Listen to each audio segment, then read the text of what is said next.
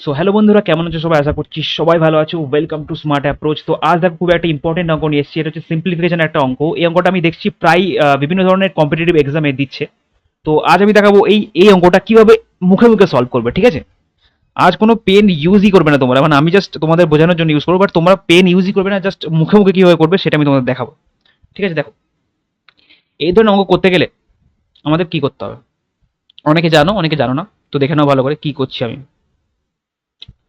ঠিক আছে, দেখো, এই ধরনের অঙ্ক করতে গেলে এইখানে যে সংখ্যাটা থাকবে এইটাকে সবসময় এমন দুটো সংখ্যার গুণ আকারে ভাঙবে যাদের বিয়োগফল এক।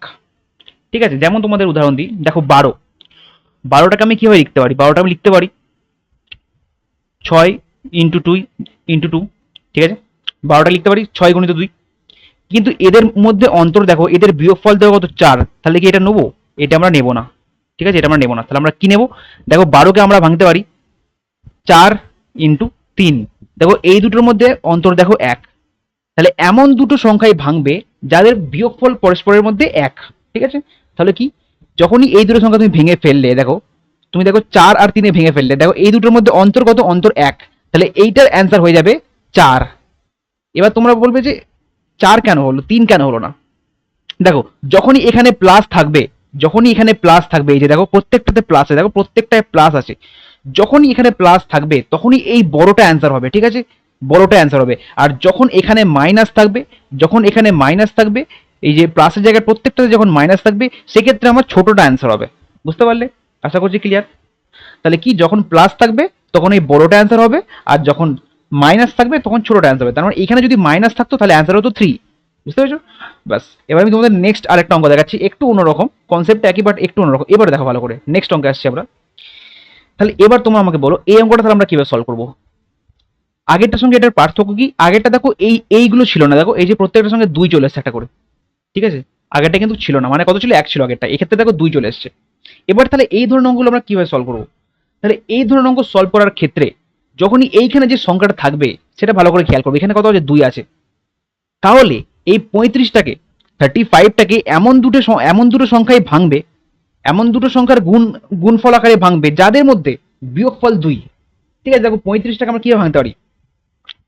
আমরা ভাঙতে পারি, দেখো 5 × 7। দেখো 5 × 7 ভাঙতে পারি আমরা 35টাকে, এটা তোমরা সবাই জানো। এবার দেখো 5 আর 7-এর মধ্যে ডিফারেন্স কত? 5 আর 7-এর মধ্যে ডিফারেন্স 2। দেখো এখানেও 2 আর আমার এখানেও 2, তাহলে কি মিলে গেল? যখনই এরকম এখানে যা যা থাকবে এইটার সঙ্গে ডিফারেন্স তাই হতে হবে। যখনই এটা তোমার চলে আসছে তুমি এটা কিন্তু মুখোমুখি করবে। ঠিক আছে, কোনো খাতা পেন ইউজ করবে না গো, জাস্ট এগুলো মুখোমুখি করবে। তাহলে 35টাকে দেখো 5 আর 7 ভাঙলাম, তাহলে এদের মধ্যে ডিফারেন্স 2, এখানেও 2, ব্যাস মিলে গেল। এবার দেখো, যেহেতু এখানে আমার প্লাস আছে, দেখো প্রত্যেকটা ক্ষেত্রে প্লাস, আমি কি বলেছি, যখনই প্লাস থাকবে তখনই বড় সংখ্যাটা অ্যান্সার হবে। ঠিক আছে, যখনই প্লাস থাকবে তখনই বড় সংখ্যাটা অ্যান্সার হবে। তাহলে এইটার অ্যান্সার কত হয়ে যাবে? 7 হয়ে যাবে। ঠিক আছে, এটার অ্যান্সার হয়ে যাবে 7। আশা করছি সবাই বুঝতে পারছো। এবার এখানেই যদি আমার মাইনাস থাকতো, যদি প্লাসের জায়গাতে যদি আমার মাইনাস দিয়ে দিত, প্রত্যেকটা ধরো মাইনাস দিয়ে দিত, তখন আমরা কত কত অ্যান্সার হতো? তখন আমাদের অ্যান্সার হতো 5। মনে রাখবে একটা কথা, যে যখনই প্লাস থাকবে তখনই বড় সংখ্যাটা অ্যান্সার হবে, আর যখন মাইনাস থাকবে তখন আমার ছোট সংখ্যাটা অ্যান্সার হবে। আশা করছি তোমরা পুরো ক্লিয়ারলি বুঝতে পেরেছো। এবার তোমরা যদি এই দুটো অঙ্ক বুঝতে পারো, তাহলে তোমাদের আমি একটা বাড়ির কাজ দিচ্ছি, তোমরা কমেন্টে আমাকে জানাবে এর উত্তর কত হবে। ঠিক, এই অঙ্কটা হোমওয়ার্ক তোমাদের। ঠিক আছে, তোমরা বাড়ি থেকে করে আনবে এই অঙ্কটা। এই অঙ্কটা তোমাদের হোমওয়ার্ক রইলো, আর আমাকে কমেন্টে অবশ্যই এর অ্যান্সারটা জানাবে, এবং পারলে স্টেপটা তোমরা লিখে দিতে পারো পারলে। ঠিক আছে, তো চলো, থ্যাংক ইউ।